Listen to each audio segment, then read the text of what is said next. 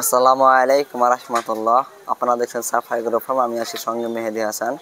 তো আজকে আরেকটা নতুন ভিডিও নিয়ে চলে এলাম আপনাদের মাঝে। তো আজকের ভিডিওটা হচ্ছে আমি বিষ দিব, বলতে গেলে ভুইলাই আমি মশারিতে বিষ দিব, মশা মারা বিষ। এই যে আমার হাতে দেখতে পাচ্ছেন একটা 50 ml এর একটা বিষ। এই বিষটাই আমি 10 ml করে নিয়ে 1 লিটার পানিতে গুলে আমি দিব। তো আমার হাতে যেটা দেখতে পাচ্ছেন এটাও নতুন, এটা বিষটাও নতুন। এই দুটো নিয়ে এসে প্রায় 160 টাকা নিল। আমি নিয়ে এসেছি দোকান থেকে নিয়ে এসেছি, এখান থেকে পাশের দোকান ছিল একটা, ওখান থেকে নিয়ে এসেছি। আজকে আমি পুরো স্প্রে করবো এটাতে। আমি দেখতেছি না, প্রথমে ইঞ্জেকশন দিয়েছে আমাকে শুদ্ধ একটা সাথে, যে ইঞ্জেকশনে তুমি ওই দিবা 10 ml করে এমএল চাইলাম, তো এমএল এর বদলে আমাকে ইঞ্জেকশন দিল। আমি প্রথমে ইঞ্জেকশনটা ভালো করে ধুয়ে নিচ্ছি, মানে কী করে সে ডাক্তার আমি তো বলতে পারবো না, তার জন্য ভালো করে ওকে ধুয়ে নিলাম। তারপর আমি এটার প্যাক কাটছি, 20টার 50 ml যে প্যাক কাটছি, সেটা প্যাক কাটানোর পরে আমি ওটার সাথে মিক্স করে দেবো। তখন একটা আপনার ছোটো করে একটা স্টিলের প্যাক করা আছে, স্টিলটা পরে উপরে ফেলে দিতে হবে। তো আমি হাসে দিয়ে আমি ওটাকে প্যাকটা খুলবো। হাসে নিয়ে আসছে আমার ভাগ্নে আমাকে হাসিটা দিল। এবার তারপরে আমি ওটাকে খুলে নেবো।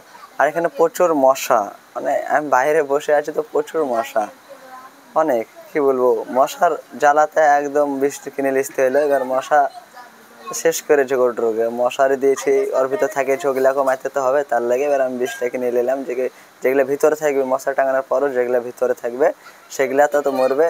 আবার আমি প্যাকটা ওটা ফেলে দিলাম উপরে, স্টিলের ওটা ছিল ফেলে দিলাম। এবার ওর পরে আবার একটা টাইট করে ভালো করে একদম ঢাকান মারা আছে ভিতরে, তো ঢাকানটা খুলে ফেলার পরে আমি সিরিঞ্জে তুলে আনছি 10 ml করে। দেখতেছেন 10 ml যখন আমি এটাতে পুশ করলাম ইঞ্জেকশন থেকে, দেখেন সাদা আলো দুধের মতো সাদা হয়েছে। তারপরে আমি এটা লাগিয়ে দেওয়ার পরে আমি এটাকে ঝাঁকুনি দিব, এটা পুরো যেন মিক্স হয়ে যায় ভালোভাবে। আর স্প্রে করে দেখছি কেমন হচ্ছে। তো স্প্রে করে দিতে লাগলাম, ভালোই লাগছে দিতে, প্রথম দিচ্ছি পিচ পিচ করে, ভালোই লাগছে দিতে। তো গোটা কোনাগুলো দিয়ে দিয়ে আগে ভালো করে, নাহলে তখন আবার মশা থেকে যাবে, মশাতে তখন গরুটাকে ঘুমাতে দেবে না।